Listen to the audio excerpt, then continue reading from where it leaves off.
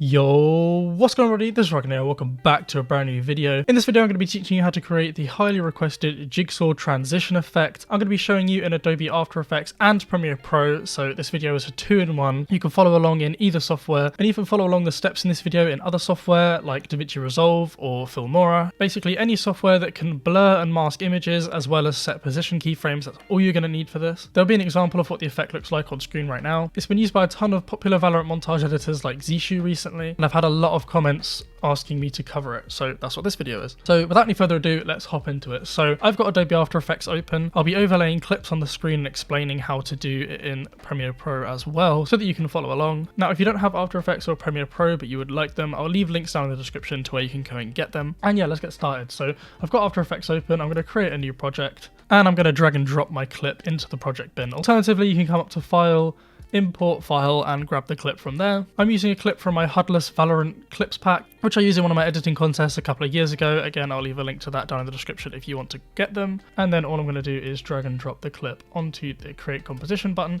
and it's going to create a composition with the exact settings that we need for our particular clip. Much the same in Premiere Pro, drag and drop your clip into the project bin, right click on it and hit New Sequence from Clip, and you'll be ready to start editing. Now, in After Effects you'll see I'm in the standard layout. Your layout may look like this, which is completely fine, but if you want to follow along exactly, then switch over to the standard layout, and your screen should match mine. Now I'm going to save my project, come to File, Save As. I'm just going to call it Jigsaw Tutorial, and let's get right into it. So to get started, we're going to drag the playhead through our clip, and we're going to find the point that we want the Jigsaw transition to be. So realistically, this can be anywhere. I could even do it right at the start of the clip right here if I wanted to, but for the best results I'd recommend trying to get as many layers of depth as possible. So try and get a few foreground items, so like I've got this wall here and this box here, as well as something in the middle ground, so I've got this building here, this building, and then something far in the background as well. And you'll also want to try and avoid things that are sort of present in multiple layers of the clip. So for example, you can see Jet's alt trail right here is present in both the background, middle ground, and the foreground, so I'd probably try and avoid that. So to do that, I'm just going to go back a couple of frames to here. You can see where it's gone. I think this is a perfect base canvas to start working with. So what I'm going to do is I'm going to right click on my clip, and I'm going to go up to Time, and I'm going to do Freeze Frame. In Premiere Pro you can right click and add a frame hold. We'll do the same job. And now what I'm going to do is duplicate my clip a bunch of times. So I'm going to press Ctrl D several times with the clip selected, and it's going to make us multiple layers. And on these layers, we're going to be masking out each part of the clip that we want to be separated in our transitions. So I recommend starting in the foreground and then moving further backwards. So with my top clip selected, I'm going to zoom in with the mouse wheel, and I'm going to come up to the top left corner and click the pen tool. As you can see right here in the masking section on Premiere Pro, there is a pen tool as well, and I believe most if not all modern editing software will have this. And we're just going to essentially go in and start masking our gun out. Now before we do that, I'm going to just hide the background layers, because if we disable the top layer we can't see anything. Otherwise, if we have the background layers disabled or we disable the top one, we're not really going to notice much of a difference, which is going to make masking quite hard. So by disabling those background layers, we're going to be able to see exactly what we're cutting out. So for example, if I just cut out a box over here, you'll see we can see exactly what's been masked out, and that's just going to make our job a little bit easier. So with this top clip selected, I'm going to zoom in and I'm just going to start masking out the gun. So now you'll notice on my clip in particular, there are these sort of blurred splodges around here, here, and over here. Now that's because these clips originally had a HUD on them and I removed the HUD afterwards. So if you're not using my clips, then you shouldn't have this problem. If you'd like a tutorial on how to remove the HUD from your clips, then please do let me know down in the comment section and I will make it. But for the most part, we're just going to ignore those and continue to mask around our gun. There isn't really a faster way of doing this other than rotoscoping, and rotoscoping at times can be a pain to use. And when we're cutting out this many elements, I probably wouldn't bother, because it's not like we're going to be animating the mask anyway. If we were doing this on a moving clip, I definitely recommend rotoscoping, but as we've got that frame hold, this frame's going to stay completely still the whole time, so we don't need to worry about that. Now I'm being quite rough with my mask. Take as much care or as little care as you see fit for the project. For the sake of the tutorial, I'm just doing this relatively quickly. And as you can see, I've essentially masked out the whole gun, and then just by joining the mask at the bottom here, you'll see it's going to make the background black. Now this looks a little bit strange because on this gun in particular there is a scope, so we're also going to want to mask that out. Now we could do that on the next layer, but the key idea when doing this transition is you keep the objects in their own individual layers. So instead of splitting out this gun into 2, 3, maybe even 4 layers, which I'm going to have to animate individually. I'd rather just keep it all on one, as I don't necessarily want the scope to come in at a different time to the gun. You'll see what I mean later. So I'm going to select the clip, I'm going to press M on my keyboard to reveal the mask, and then where it says add, I'm just going to hit none, and you'll see that now we can see the rest of the clip again. And I'm going to start with the clip selected, with the pen tool selected as well, masking out this scope. And you'll see the background's gone black again, so on this second mask, I'm going to turn it to none. And again, you can do this on any layer that you feel should have multiple masks on it. And there you go, you can see now we've got, if I select all of these masks, we've got everything that I want to mask out outline. So now if I set the masks to add and click off of the layer, you'll see now we've got the gun masked out. Now I can drag this gun around and do whatever I want with, and essentially what we're going to do is animate it so it comes off the bottom of the screen up. I'll cover animating later once we've masked out all of our objects. So now I'll collapse this layer and I'm going to hide it, and I'm going to rename our top layer which has the gun on it by clicking right click and rename, and I'm going to call this gun, so it's just a bit easier at a glance to see what's on each layer. So this next layer we're going to enable it, make sure it's selected, come up to the pen tool, and now the next thing that I see moving from the foreground to the background is going to be this box on the side here. So again, I'm going to rinse and repeat, and I'm going to mask out this box just like I did with the gun. Again, I'm being quite rough, please do take your time with it for the best results. If you misclick at any point, like here for example, you could just press Ctrl Z, it will bring the point back. Alternatively, you could just drag it back on course. And if you click and hold and it starts doing something like this, then either press Ctrl Z and just go straight back to the straight lines, or if you want to use it, like for example going around this corner, instead of doing multiple little ones like this, I can click once and drag and have the mask bend and curve around that corner. And again, by joining the mask around the back like this, you can see that now we've got the box separated as well. Now I don't think that we need to add anything else to this layer, so I'm just going to rename it to box, so I know what this layer is. And if we enable the gun and the box, you can see now we have 2 separately controllable parts of the clip. So we can animate this coming in from the side and the gun coming in from the bottom. And I'll cover the animation once we've masked out the rest of the items. So I'm going to go ahead and do that. Essentially just rinse and repeat the exact same steps we already did, and I'll be back to you in a minute. Okay, so I'm back and I've masked out every single item that I want to be separated. So you'll see if I just sort of drag some parts around, you'll see that every single thing that I want to be separate is separate. So I put them all back just by pressing Ctrl Z. You can see that they are in fact all on their separate layers. Now some parts are a little bit confusing. For example, if I make the gun and ground layer visible, you'll see if I move the gun is actually present in the ground layer. Now there's not much you can do about this. You can content aware fill it if you really want to, but the trick I find is best is to have layers that have other layers appearing in them. For example, the gun and the ground is to have the gun appear first. So I'll have the gun come up, and then when the ground comes up behind it, you're not really going to see the gun, if you see what I mean. So it'll come up like this and you're not really going to notice it. So as long as you have them going in that order, which I find most of the time does actually work out if you do it in the moving from front to back, and that's one of the reasons why I recommend doing it. As well as the sky layer, for example, doesn't actually have anything cut out at all, because if we enable the background, building and wall layers, you'll see the sky will just pop up behind it. There's not really any need to mask out the sky itself. You'll also notice that I'm quite rough with the masks in certain places. Like here you can see this is actually part of the buildings layer, but it's got the box in it, and the reason is because the box is already going to be in front of it, so you're not going to see that. There's no point masking it. As well as if I disable the building part, you'll see the only part of this mask I was actually careful with was the top of this roof, because that's only going to be the part that you're going to notice. If I enable the buildings layer and drag the background, you'll see that the sides of it never actually get seen. It's just the top of the roof, so that's all I really need to worry about. And I've done that for every single layer. So next up comes animating the individual layers,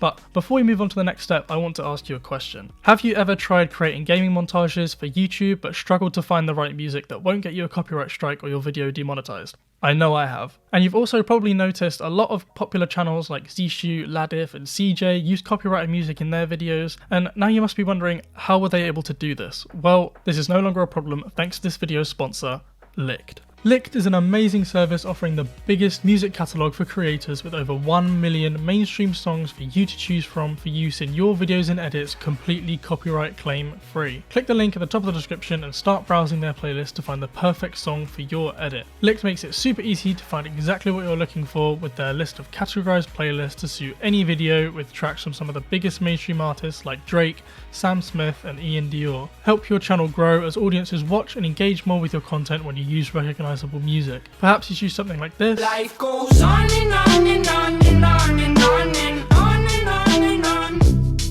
This. She said I drove her away with my emotions. Can't take Or even this. 1600 block. I just wanna rock.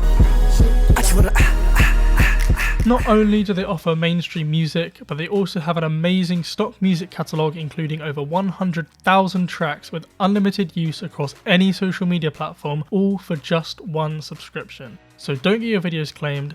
Sign up to Licked with the link at the top of the description for 14 days free stock music and 50% off your first mainstream track. Okay, so let's get on with animating these clips. Now, just like when we masked them, I'm going to start moving from foreground to background. So I'm going to disable all the layers below. So I'm starting with my gun layer.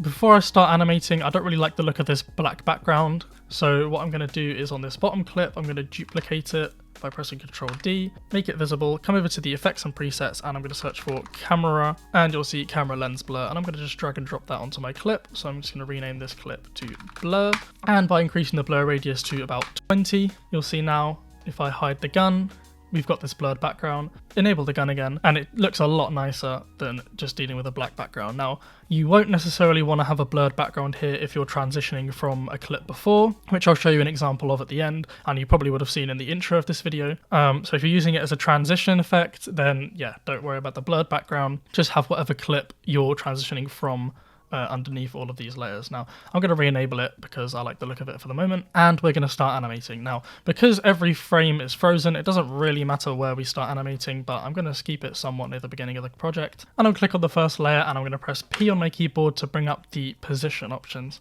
In Premiere Pro they'll be on the left hand side in the effect controls panel, and what I'm going to do is I'm going to make sure that I'm not at the beginning of my clip but a little bit inwards, and I'm going to create a keyframe. Now for this layer, we just want it to move from below and come upwards, so we only really need to be animating on the y-axis. So I'm going to right click on the position and hit separate dimensions, and then I'm just going to click on the x-axis stopwatch with them both deselected, and that's going to delete the x-axis keyframe so that we're not going to be keyframing on the x-axis. I'm going to go back a few frames, and I'm going to click and drag this number next to the y position down, and that's going to move my gun down. So if I drag the playhead, you'll see this animates the gun moving upwards. Now what you can do is add a little bit of a bounce if you want to. So if you go a couple of frames ahead and then bring it back down a little bit and go a few more keyframes ahead and bring it back up by copying this keyframe with Ctrl C and pasting it with Ctrl V, you'll see that it adds this sort of little bounce effect. Now I don't really like this that much, but I know some people do, so I just thought I'd show you how to do it. I'll try and keep it as subtle as possible. So you'll see it comes up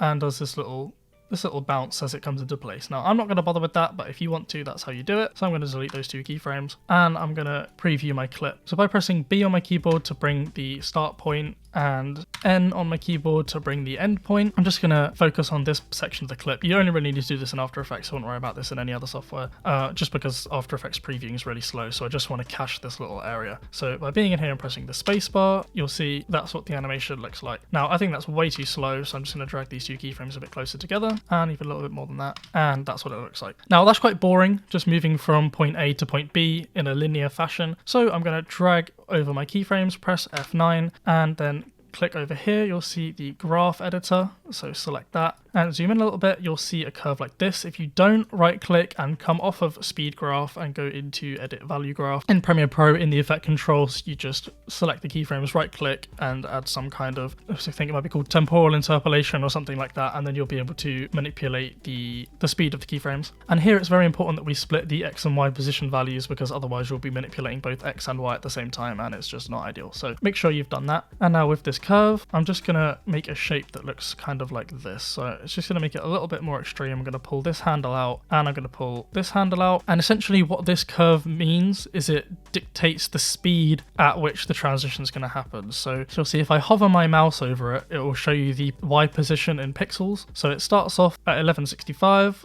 and slowly starts going down until the line straightens out a bit, where it rapidly drops and then slowly evens back out again at the bottom. So essentially the transition is going to start slow, as you can see on screen, get really fast, and then slow back down as it comes in. And I think this makes the movement look a lot smoother, so I'll play and show you what that looks like. And if I can in editing, I'll try and put the linear and the speed ramped version next to each other so you can see the difference. So now that we've done that, we're going to move on to the next clip. So I'm going to increase our work area over here, press P on the keyboard, make sure I enable the box layer, right click, separate dimensions, set an X position value this time because we're moving horizontally rather than vertically. So X position, go back a little bit and move the X position so that the box is off the screen. You watch that back. This is what it looks like. Again, I think that's a little bit too quick. And I'm going to select both keyframes, hit F9 on my keyboard, graph editor, come in. Now you can see the line is red because we're manipulating the X-axis. Drag the handles out to make it smoother. And this is what that looks like. So if I show you both at the same time, that's what that looks like. And at the end, we'll be overlapping the keyframes kind of like this so that they won't happen so separately. But for now, I'll just leave them apart. And it's literally rinse and repeat for every single clip. Okay, so now you can see I've done this for every single clip. You'll see I've got the pair of keyframes on every clip, just like this. And if I play the effect, this is what it looks like. And as you can see, that doesn't look at all how we want it to look. So to fix this and to get rid of this horrendous background is we're going to add a couple of opacity keyframes to every single layer so that the layer is invisible until it's about to come on screen where it then becomes visible. Now, again, it's important that we work from foreground to background because if you make background layers visible before the foreground ones, then we're going to have the exact same problem that we're having right here. So I am going to add opacity keyframes to the foreground layers. It's not necessarily necessary depending on the layer, but I'm going to do it anyway, and we'll just copy and paste it across to all of them. So with the playhead over the first keyframe for the position value, I'm going to press T on my keyboard. That's going to bring up the opacity, and I'm going to keyframe it and go back one frame and set the opacity to 0. So essentially what that's going to do is make the layer invisible until we hit the 100 keyframe, and then it's going to become visible and appear on screen. So if we copy these keyframes by selecting them both, pressing Ctrl C, and then we go to every layer that we have the position keyframes on, go to the start keyframe, go back one frame. It's important that we go back one frame, have the layer selected, press Ctrl V to paste those keyframes on, and you'll see the reason we go back one frame is because the paste will happen wherever the first keyframe is. So we want the 100 keyframe to be on the starting of our position transformation, if that makes any sense. And I'm going to rinse and repeat, so go to this layer and select it one frame before the position keyframe, Ctrl V, and you won't be able to see them unless you press T on your keyboard, or you press U and it'll bring up all the keyframes for that layer. And select this layer, paste, select this layer and paste, this layer, go back one keyframe and paste, this layer, go back one keyframe and paste. You can see that we've got the opacity and the position keyframes on every single layer, and if we go back to the start, now our blurred layer is visible. So if I play and show you what this looks like, and there you go. That's essentially our jigsaw transition, but I don't quite like how spaced out it is. So it's a very, very simple fix, and we're just going to go layer by layer and drag them so they have some kind of overlap. So I'm essentially just going to try and line up this first keyframe in the middle of the two previous ones on the previous layer. So you'll see what I mean. If I take the second layer and drag it across so that now our first position keyframe is somewhere in the middle of these two, and I'm going to do it again. Not every single layer will have the same length of transition. It depends on how big it is and how you want it to look. So just be rough with it, and then you can go back and perfect it later if you want to. So I'm going to just continue to do this, and that is our final one. So again, if I do B on my keyboard and on my keyboard at the end just to focus the work area to this section and preview it, you'll see that they should all be happening a lot closer in time to each other. Again, this is completely down to your preference. I want to have it relatively fast, but if you'd like it slower, then you can spread the layers out, or you can grab all of the last position keyframes, drag them across a little bit, and that'll make the effect slower.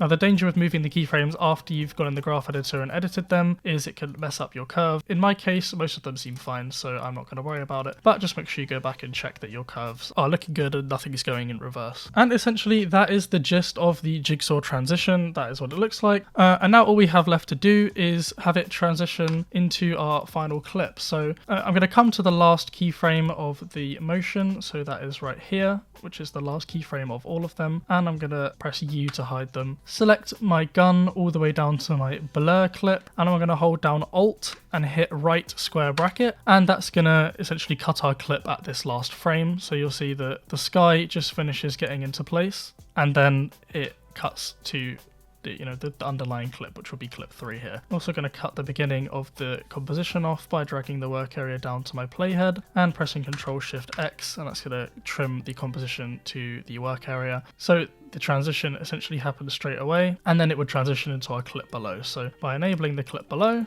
you'll see that's essentially how the transition works. And now all we have left to do is unfreeze this bottom clip. So we're pressing U on the keyboard, it's going to show our time remapping keyframe. So if we drag this so that the keyframe matches up with the last frame of our clip, so that's going to be right here, because these ones, if you disable the layer below, you actually can't see it here. This is the last frame of our transition, and we'll re-enable our bottom layer and just click on the stopwatch next to time remapping, and that's going to remove the time remapping from that clip. So now it will perfectly transition from blurred, have all the pieces of the puzzle come in, and transition straight into our gameplay. And there you go, essentially that is what the Jigsaw transition looks like. I will show you quickly with an underlying clip, so I'll just drag another clip from my clip pack into the project bin, and I'm going to place it down here below these layers, and I'm going to drag them a bit further across. So I want the transition to start happening around here, so, and apologies I made a mistake, we should have clip 3 above clip 2 because it doesn't actually matter once the jigsaw started. And I'm going to just drag and bring all of these clips across to start around here because that's when the jigsaw starts happening. So now by disabling the blur layer on the bottom, you'll see that all of our puzzle pieces will pop in over the top of our last clip, and we're going to want to make sure that our clip below, you'll see if you watch the sky up here, it starts moving because we're actually looking at the clip in motion at the bottom. So I'm going to just drag this to cut the clip down so that it starts at the end of our jigsaw, and this is what it looks like using it as a transition.